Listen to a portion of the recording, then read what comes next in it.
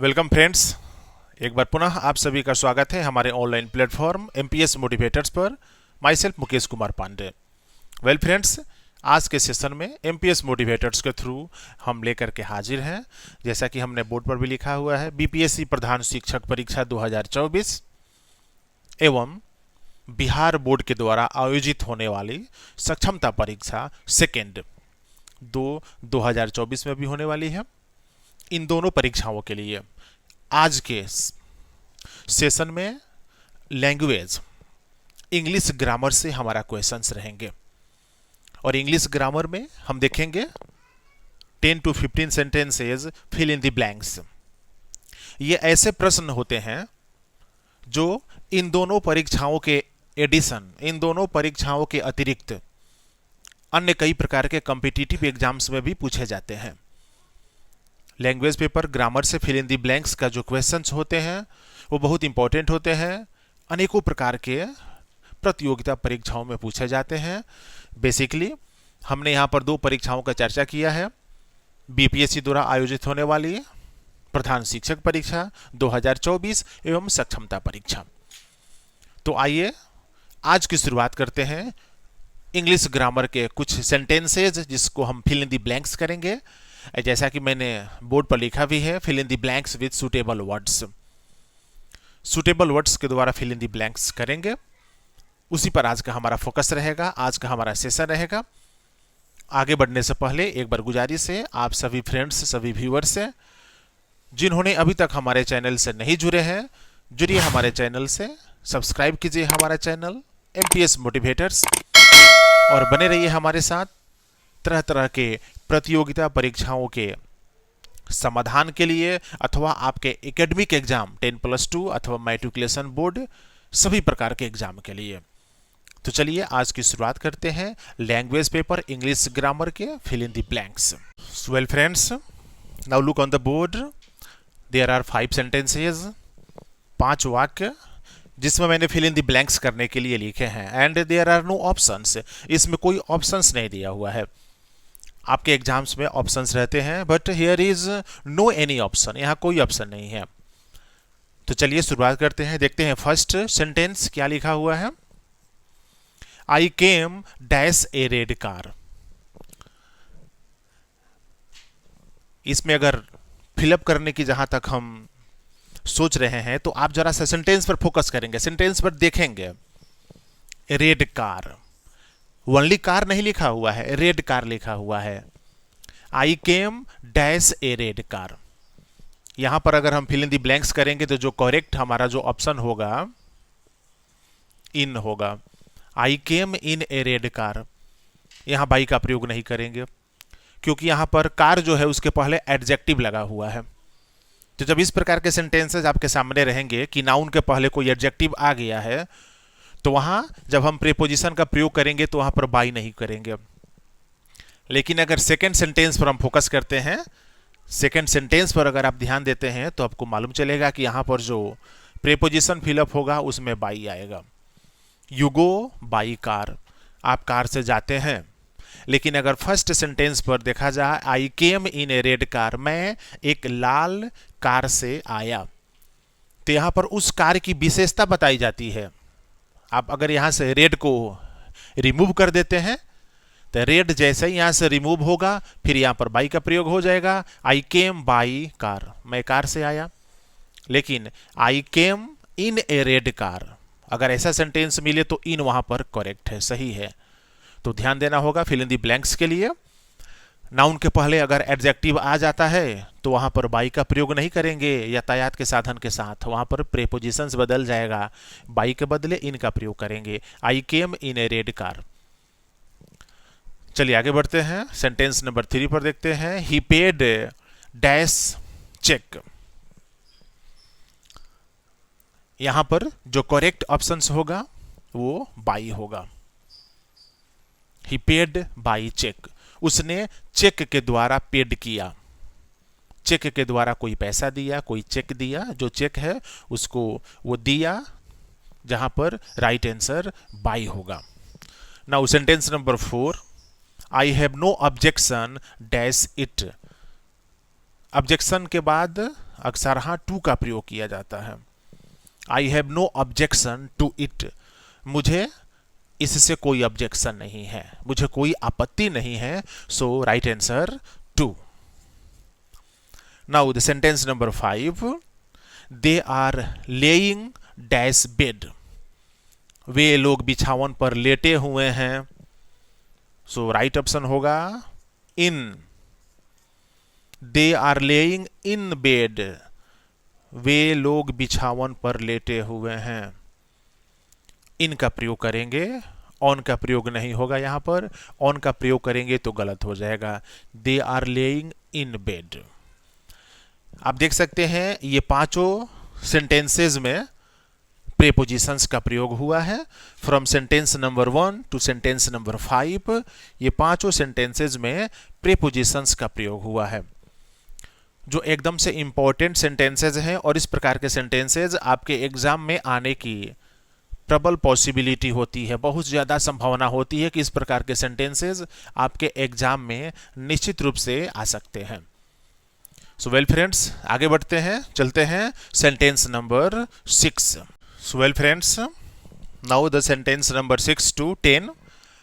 So look on the board. ये sentence number 6 to 10 तक दिया हुआ है, जिसमें फिल इन द ब्लैंक्स है। और जैसा कि मैंने शुरू में ही बताया है, यहाँ कोई ऑप्शंस नहीं दिए हुए हैं। हो सकता है कि मैं यहाँ पर जो ऑप्शंस फिलअप करूँगा आपका कुछ ऑप्शंस अलग हो सकता है, लेकिन ओवरऑल सेंटेंस करेक्ट होना चाहिए। आपके एग्जाम में तो ऑप्शन श्योर रहता है, 4 to 5 ऑप्शंस रहेंगे, बट यहाँ कोई ऑप्शंस नहीं है। सो चलते हैं sentence number 6। Sentence number 6, we have dash cows. यहां पर अगर आप फिलअप करेंगे, करेक्ट आंसर फिलअप करेंगे, सम, वी हैव सम काउज, यह भी सही है। और भी कुछ आप करेक्ट आंसर भर सकते हैं। द फ्यू, यह भी सही है। We have the few cows, we have some cows. इसके अतिरिक्त और भी ऑप्शंस आप फिलअप कर सकते हैं। Many, we have many cows. तो ये 3 यहां पर करेक्ट आंसर्स आप फिलअप कर सकते हैं। लेकिन आपके एग्जाम में जो ऑप्शंस दिए रहेंगे वो तो आप पर डिपेंड करेगा कि वहां पर क्या दिया हुआ है और आप क्या फिलअप करना चाहते हैं। लेकिन यहाँ पर ये तीनों ऑप्शन सही होंगे। We have some cows, we have many cows, we have the few cows. ये तीनों ऑप्शंस यहाँ पर करेक्ट हैं। आगे बढ़ते हैं, चलते हैं sentence number 7। I have not, negative sentence का प्रयोग किया गया है, एनी का प्रयोग होगा। आई हैव नॉट एनी काउ, क्योंकि एनी का प्रयोग नेगेटिव सेंटेंस में ही किया जाता है, इसलिए यहां पर आप एनी का प्रयोग करेंगे, ये आपका सेंटेंस करेक्ट हो जाएगा। I have not any cow. I have not some cow गलत हो गया। I have not many cow गलत हो जाएगा, क्योंकि एक कंडीशन भी है, some, many and the few के बाद नाउन प्लूरल होना चाहिए। अगर आप सम का प्रयोग करते हैं तो उसके बाद नाउन हमेशा प्लूरल होगा। मेनी का प्रयोग करेंगे तो उसके बाद नाउन हमेशा प्लूरल होगा। एंड द फ्यू का प्रयोग करेंगे उसके बाद भी नाउन हमेशा प्लूरल होगा। ये कंडीशन ध्यान देना पड़ेगा। लेकिन यहाँ देखेंगे एनी के बाद नाउन प्लूरल होता भी है, नहीं भी होता है, दोनों कंडीशन है। तो एनी के बाद नाउन प्लूरल भी हो सकता है, नहीं भी हो सकता है, लेकिन ये श्योर है कि एनी नेगेटिव सेंटेंस में ज़्यादातर यूज किया जाता है। So right answer, I have not any cow. आगे बढ़ते हैं sentence number 8। Mohan is as dash as Ram. Mohan is as dash as Ram. शुरू में भी एज है, लास्ट में भी एज है। मोहन एंड राम के बीच में कोई सिमिलरिटी है, कोई तुलना की जा रही है, कोई समानता है, तो इन दोनों के बीच में आप कोई भी एडजेक्टिव का प्रयोग कर सकते हैं। एडजेक्टिव, ध्यान रहे, एडजेक्टिव का प्रयोग करना होगा। Mohan is as fat as Ram. Mohan Ram के जैसा मोटा है, या कह सकते हैं राम मोहन के जैसा मोटा है, इसलिए एडजेक्टिव का प्रयोग करेंगे। एज फर्स्ट में भी है, एज लास्ट में भी है, बीच में सिर्फ एडजेक्टिव का प्रयोग करेंगे। आगे बढ़ते हैं sentence number 9। I drink dash milk. यहां भी आप ऑप्शंस में यूज कर सकते हैं। आई ड्रिंक लिटिल मिल्क, आप लिटिल का भी यूज कर सकते हैं। ए लिटिल का भी यूज कर सकते हैं, द लिटिल का भी यूज कर सकते हैं। तीनों की मात्रा अलग अलग होती है। मैं दूध पीता हूं, आई ड्रिंक मिल्क। लेकिन अगर हम इसमें फिल इन द ब्लैंक्स कर दिए, आई ड्रिंक लिटिल मिल्क, मैं थोड़ा दूध पीता हूं। फिर आगे बढ़ेंगे, I drink a little milk, तो थोड़ा मात्रा बढ़ जाएगा। अगर द लिटिल यूज कर देते हैं, I drink the little milk, मतलब मैं बहुत दूध पीता हूं, तो यहां पर तीनों ऑप्शंस काम करेगा। लिटिल भी लगा सकते हैं, ए लिटिल का भी प्रयोग कर सकते हैं, एंड द लिटिल, ये तीनों में से किसी का प्रयोग कर सकते हैं, तीनों सही है। I drink little milk, a little milk, the little milk. अगर इनका प्रयोग नहीं करेंगे तो आप मच का प्रयोग कर सकते हैं। आई ड्रिंक मच मिल्क, मैं बहुत दूध पीता हूं। यानी मच का मीनिंग, द लिटिल का मीनिंग दोनों इक्वल होता है। Much is equal to the little. Much मतलब बहुत एंड द लिटिल मतलब बहुत। तो यहां अगर आपको मात्रा बताना है, बहुत कम, थोड़ा, ज्यादा, वहां पर little, a little, the little का प्रयोग करते हैं। एंड मच डायरेक्टली बता देता है कि बहुत। तो आई ड्रिंक मच मिल्क, मैं बहुत दूध पीता हूं। आप यहां पर सम का भी प्रयोग कर सकते हैं। आई ड्रिंक सम मिल्क, मैं थोड़ा कुछ दूध पीता हूं या थोड़ा दूध पीता हूं, क्योंकि some countable noun and uncountable noun दोनों के साथ यूज किया जाता है, इसकी खासियत है। I have some milk, I have some cows, तो सम का भी आप यहां प्रयोग कर सकते हैं। अब ये तो डिपेंड करता है आपके एग्जाम में कि वो ऑप्शंस में क्या दिए हुए हैं। मैं तो यहां पर आपको बहुत कुछ बता दिया। Little, a little, the little भी यूज करेंगे, मच भी यूज करेंगे, सम का भी प्रयोग कर सकते हैं। अब एग्जाम में जो ऑप्शन होगा उसमें क्या रहेगा ये आप पर डिपेंड करता है। चलिए चलते हैं last sentence number 10। He is to dash to run. Fill in the blanks है, and fill in the blanks के पहले देखेंगे जो डैश दिया हुआ है, उस डैश के पहले देखेंगे तो टू का प्रयोग किया गया है। TOO जो एडवर्ब होता है, TOO एडवर्ब, जिसकी निगेटिव मीनिंग होती है बहुत ज़्यादा, इतना ज़्यादा जितना नहीं होना चाहिए। तो TOO से हमेशा निगेटिव मीनिंग का पता चलता है। Mohan is too fat, Mohan इतना मोटा है जिसकी आवश्यकता नहीं है, अर्थात उसको उतना मोटा नहीं होना चाहिए। इसलिए टू का जब भी हम यूज करेंगे और टू के बाद जब कोई एडजेक्टिव आता है तो उसका मीनिंग नेगेटिव हो जाता है। आई एम टू फैट, मैं इतना मोटा हूं जितना नहीं होना चाहिए, जितना जरूरत नहीं है। तो यहां पर टू के बाद आप कोई भी एडजेक्टिव दे दीजिए, एकदम आसान है। ही इज टू फैट, चलिए फैट दे देते हैं। He is too fat to run, वह इतना मोटा है कि दौड़ नहीं सकता है। तो TOO जो एडवर्ब है उससे किसी की कॉम्प्लीमेंट्स, प्रशंसा नहीं की जाती है, उससे हम निगेटिव मीनिंग पता चलता है। Mohan is too clever, Mohan इतना चतुर है जिसकी आवश्यकता नहीं है, जितनी नहीं होनी चाहिए।